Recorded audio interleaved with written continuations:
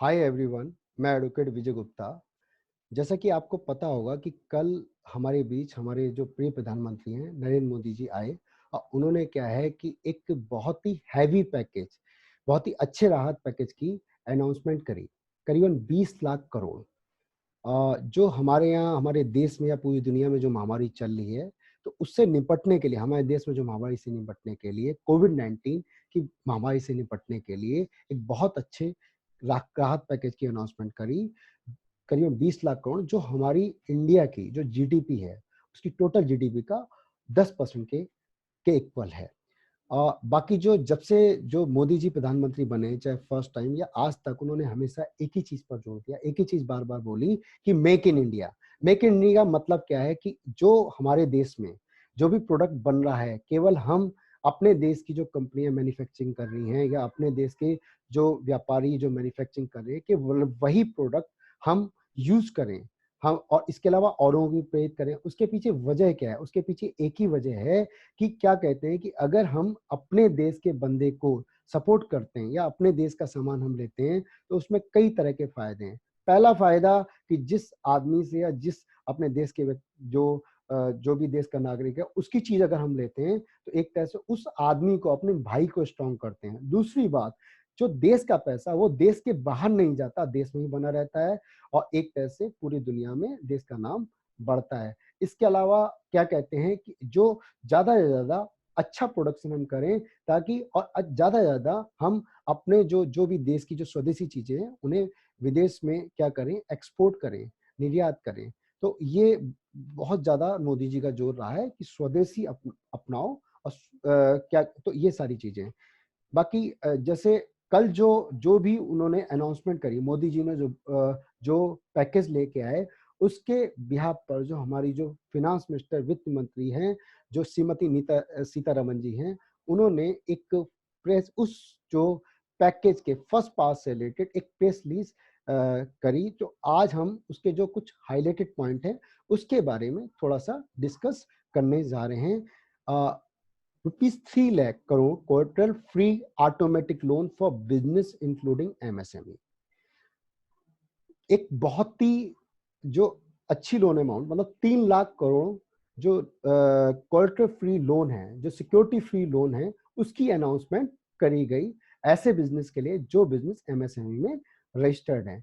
तो इसमें सबसे पहला तो ऐसे बिजनेस को इन लोन का बेनिफिट मिलेगा कि जो एमएसएमई में रजिस्टर्ड है। जो एमएसएमई में रजिस्टर्ड नहीं है, उनको इस जो स्कीम का बेनिफिट, जो 3 लाख करोड़ के लोन की स्कीम का बेनिफिट नहीं मिलेगा। दूसरा पॉइंट ऐसा है कि अगर पहले जो हम बैंकों में जब जाते थे या आज भी जब जाते हैं, तो बैंक हमसे, अगर हम अपने व्यापार बढ़ाने के लिए हमें क्या कहते हैं लोन की जरूरत होती है, तो बैंक हमसे 50 तरह के डॉक्यूमेंट की डिमांड करता है, प्रोजेक्ट रिपोर्ट की डिमांड करता है, तो होता, और साथ में सिक्योरिटी की डिमांड करता है, मेन पॉइंट। तो बहुत सारे लोग ऐसे हैं जिनके अंदर क्षमता बहुत अच्छी है, लेकिन अपने व्यापार को बढ़ाना चाहते हैं या एक तरह से व्यापार करना चाहते हैं, व्यापार करने का उनको तजुर्बा बहुत अच्छा है, लेकिन क्या कहते हैं कि एक तरह से ये सारी बेसिक कंडीशन की वजह से उन्हें लोन नहीं मिलते और एक तरह से व्यापार नहीं कर पाते। उसकी वजह से देश को बहुत सारा घाटा होता है।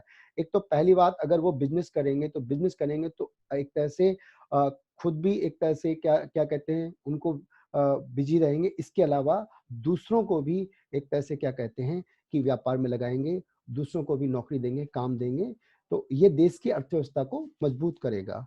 दूसरा जो मेन पॉइंट है इसमें कि ये क्या कहते हैं, जो ये लोन है वो एक तरह से 4 साल के लिए दिया जाता है, लेकिन जो इसका एक इम्पोर्टेंट पॉइंट है वो क्या कहते हैं कि जो 4 साल, ये नहीं कि जिस दिन से लोन लिया उस दिन से आपको लोन चुकाना पड़ेगा, ऐसा नहीं है। वैसे तो लोन में ऐसा ही होता है, लेकिन जो एमएसएमई के थ्रू ये लोन लिया जाएगा, तो लोन की जो भी अमाउंट हो उसको फर्स्ट ईयर में आपको कोई भी पेमेंट नहीं करना पड़ेगा। तो इसका इसका बेनिफिट ये होगा कि फर्स्ट ईयर में आपका प्रेशर नहीं आएगा, लेकिन इसका मतलब ये नहीं कि आपको लोन नहीं देना पड़ेगा। लोन का रिपेमेंट आपका first year, after first year आपका लोन पेमेंट मतलब जाएगा और अगले 4 साल में इस लोन को आपको पेमेंट करना पड़ेगा विथ इंटरेस्ट।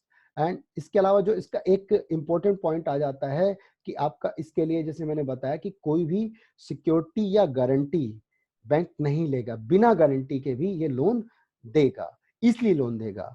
और एक बहुत ही इंपॉर्टेंट पॉइंट इसमें जैसे आ जाता है कि 100% credit guarantee cover to bank and NBFC on principal and interest. इसका मतलब क्या है? होता ये था कि बैंक लोन देने से मना क्यों करता था। जैसे पास में हमने देखा कि बहुत सारे ऐसे लोग थे कि जिन्होंने लोन लिया, उनके बिजनेस किसी वजह से चल नहीं पाए या डूब गए।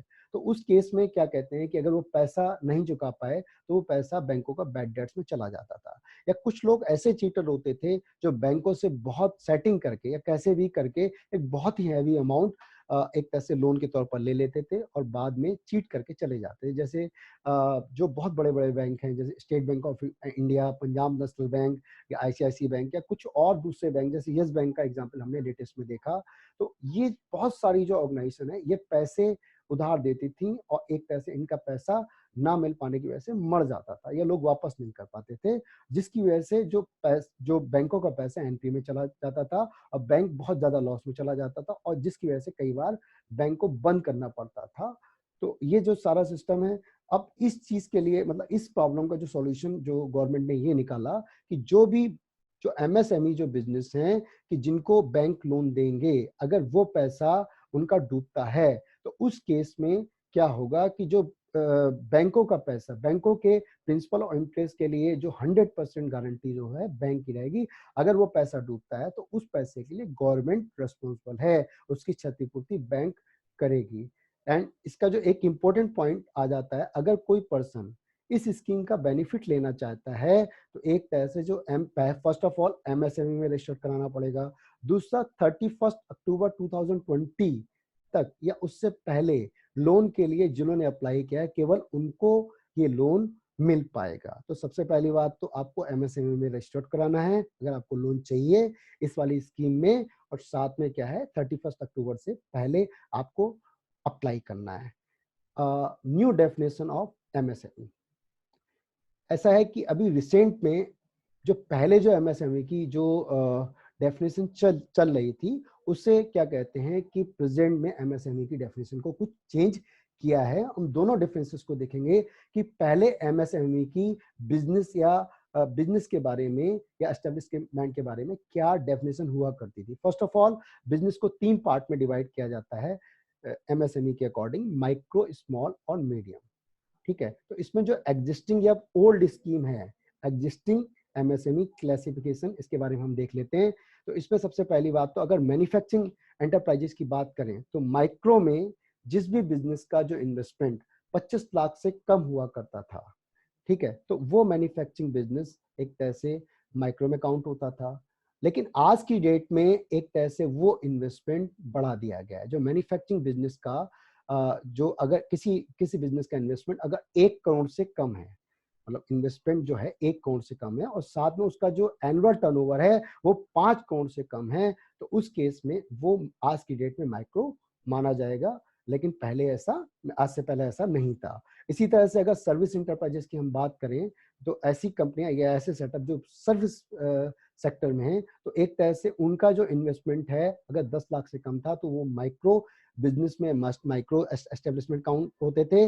लेकिन आज की डेट में अगर जो सर्विस के लिए भी वही क्राइटेरिया रखा गया है जो मैन्युफैक्चरिंग के लिए कि इन्वेस्टमेंट 1 करोड़ से कम और टर्नओवर 5 करोड़ से कम। अब बात करते हैं हम स्मॉल इंटरप्राइजेस की। तो स्मॉल की डेफिनेशन पहले क्या थी कि ऐसे जो मैन्युफैक्चरिंग इंटरप्राइजेस या मैन्युफैक्चरिंग बिजनेस जिनका इन्वेस्टमेंट 5 करोड़ से कम था। और इसमें जो है आज की जो प्रेजेंट डेफिनेशन है, यहाँ पर जो स्मॉल की डेफिनेशन दी गई है मैन्युफैक्चरिंग बिजनेस की, तो ऐसा है कि इसमें जो इसका जो एनुअल टर्नओवर है वो 50 करोड़ से कम है। इसके अलावा जो इन्वेस्टमेंट है अगर 10 करोड़ से कम है तो वो स्मॉल में काउंट किया जाता है। तो इसी तरह से सर्विस में हम जाते हैं तो सर्विस में जो प्रीवियस में था वो करीबन जिसका ऐसा सर्विस एंटरप्राइज जिसका जो इन्वेस्टमेंट है 2 करोड़ से कम है तो उसे स्मॉल में काउंट किया जाता था। लेकिन आज की डेट में ऐसा नहीं है। आज की डेट में इसे क्या कहते हैं, सर्विस जो एंटरप्राइजेस, ऐसे सर्विस एंटरप्राइज को स्मॉल कैटेगरी में काउंट किया जाता है कि जिसका इन्वेस्टमेंट 10 करोड़ और इसके अलावा टर्नओवर 50 करोड़ से कम है। अगर इन्वेस्टमेंट हम देखें तो यहाँ पर 5 करोड़, यहाँ 10 करोड़, जस्ट डबल कर दिया गया, दुगना कर दिया गया है। मीडियम एंटरप्राइजेस की अगर हम बात करें तो यहाँ पर मैन्युफैक्चरिंग इंटरप्राइजेस की अगर हम बात करें तो यहाँ कि ऐसे मैन्युफैक्चरिंग बिजनेस जिसका इन्वेस्टमेंट 10 करोड़ से कम था उसे मीडियम काउंट किया जाता था। लेकिन आज की कैटेगरी में अगर इसको हम प्रेजेंट सिनेरियो के हिसाब से देखेंगे तो आपका जो मैन्युफैक्चरिंग बिजनेस है यहाँ पर जिसका इन्वेस्टमेंट 20 करोड़ से कम है उसे मीडियम में काउंट किया जाता है और इसका टर्नओवर 100 करोड़ से कम होना चाहिए। मतलब ये दोनों टर्म एक साथ एप्लीकेबल होनी चाहिए। अब बात करते हैं सर्विस इंटरप्राइज के, तो हमने कर ही लिया।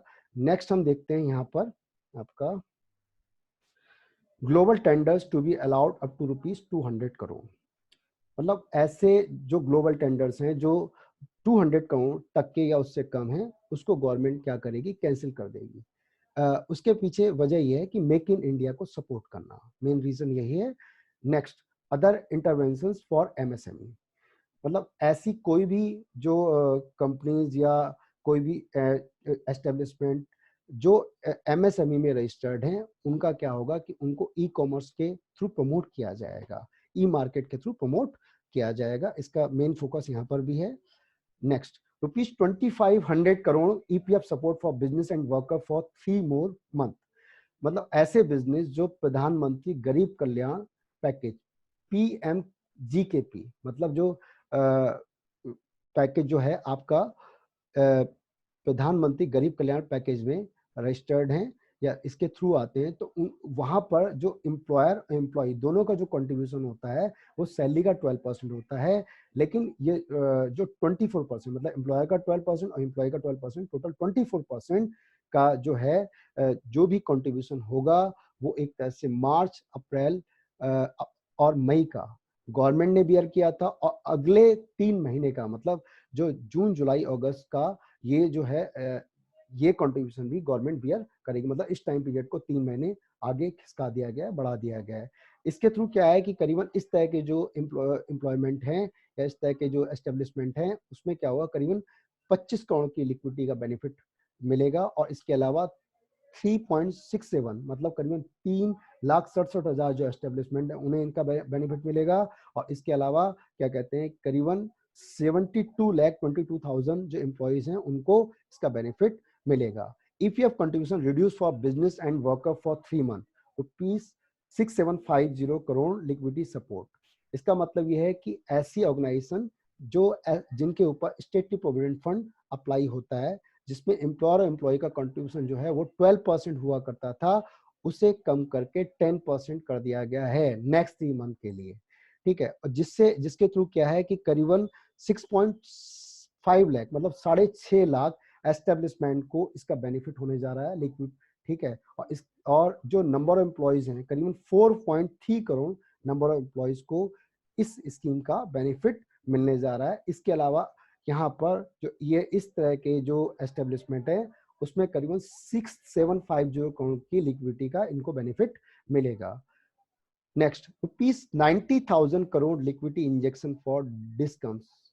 इसका मतलब क्या है कि जो पावर कॉर्पोरेशन है उसके बारे में बार बार ये सुनने में आ रहा था कि ये पावर कॉर्पोरेशन काफी लॉस में जा रही है, या बार बार ये लोग कहते थे कि भाई हम लॉस में जा रहे हैं। तो उसके लिए क्या है कि इनके जो लॉस को कम करने के लिए 90,000 करोड़ की लिक्विडिटी का बेनिफिट इनको इस स्कीम में दिया गया है। Next, leave to contractor. जो डिफरेंट डिफरेंट टाइप के जो कॉन्ट्रैक्टर हैं जैसे आपका like railways, ministry of road transport and highways, central public work department. कहने का मतलब ये है कि ऐसे कॉन्ट्रैक्टर जो हाईवेज, बिल्डिंग या रोड वगैरह बनाते थे गवर्नमेंट की, या तो एक तरह से उनका एक टाइम पीरियड हुआ करता था, एक डेडलाइन हुआ करती थी कि इस डेडलाइन में आपको अपना काम पूरा करके देना है। अगर आप उस जो डेडलाइन है वो टाइम पीरियड है उस पीरियड में आप काम पूरा नहीं करते हो तो आपके ऊपर पेनल्टी लगती थी। लेकिन इस टाइम पीरियड को 6 महीने एक्सटेंड कर दिया गया क्योंकि कोरोना की वजह से देश में काम नहीं हो पाया या काम रुक गया। तो इनको 6 महीने की एक लीव दी गई है कि 6 महीने अगर काम डिले होता है तो उनके ऊपर कोई पेनल्टी नहीं लगेगी। Extension of registration and completion date of real estate project under RERA. इसका मतलब यह है कि जो बिल्डर्स हैं, ठीक है, जो सोसाइटीज या बिल्डिंगें बनाते हैं, तो अगर कोविड की वजह से, कोविड-19 की वजह से बहुत सारे प्रोजेक्ट, प्राइवेट प्रोजेक्ट रुक गए, बिल्डिंगें बननी रुक गई, तो उन्होंने उन प्रोजेक्ट की जब लोगों से इन्वेस्टमेंट करवाया था या पैसा लिया था तो उसकी एक डेडलाइन दी थी। अब ऑब्वियस है कि ये कोविड की प्रॉब्लम की वजह से, कोविड-19 की प्रॉब्लम की वजह से वो प्रोजेक्ट डिले हो रहे हैं। तो उन प्रोजेक्ट की जो एक्सटेंशन है वो करीबन 6 मंथ का एक्स्ट्रा टाइम दिया गया है कि अगर उनकी जो डेडलाइन है उसमें 6 महीने का डिले होता है तो उस केस में उनके ऊपर कोई भी एक्शन नहीं लिया जाएगा। ₹50,000 करोड़ लिक्विडिटी थ्रू टीडीएस और टीसीएस रेट रिडक्शन। इसका मतलब क्या है कि एक तरह से कि जो टीडीएस के रेट में वो करीबन 25% का रिडक्शन किया गया है। इसका मतलब ये है कि अगर पहले 10%, मतलब जैसे अगर कोई पर्सन में 100 रुपए अगर रिसीव करने थे तो वहां पर एक तरह से क्या है कि अगर 10% का उसमें से डिडक्शन किया जाता था तो आज की डेट में केवल ₹7.5 का उसमें क्या कहते हैं 7.5 रुपए ही कट करे जाएंगे। तो ये इस स्कीम में आ जाता है।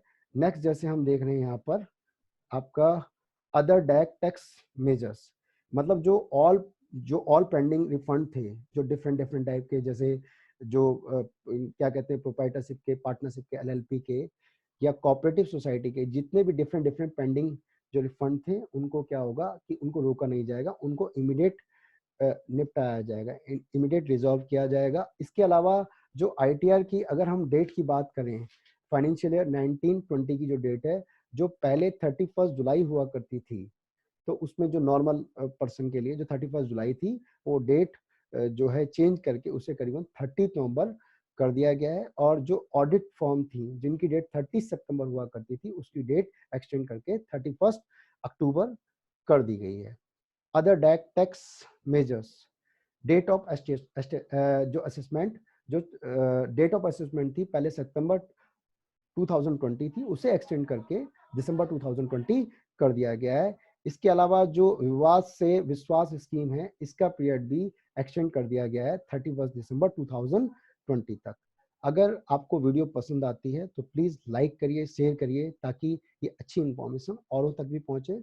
साथ ही सब्सक्राइब करने के साथ साथ नीचे बेल आइकन को प्रेस करना ना भूलें, और ताकि ये इंफॉर्मेशन औरों के पास, मतलब जो भी प्रेजेंट वीडियो हैं या जो लेटेस्ट वीडियो हैं उनकी इंफॉर्मेशन आप तक पहुंच सके। इसके अलावा अगर आपकी कोई क्वारी होती है या कोई प्रॉब्लम है तो आप पर्सनली, जो मेरा मोबाइल नंबर है, मेरा पर्सनल मोबाइल नंबर है 9625122106 पर आप मुझे कॉल कर सकते हैं। साथ ही मेरी जो मेल आईडी है उस पे आप मुझे अपनी जो क्वारी सेंड कर सकते हैं। Thank you.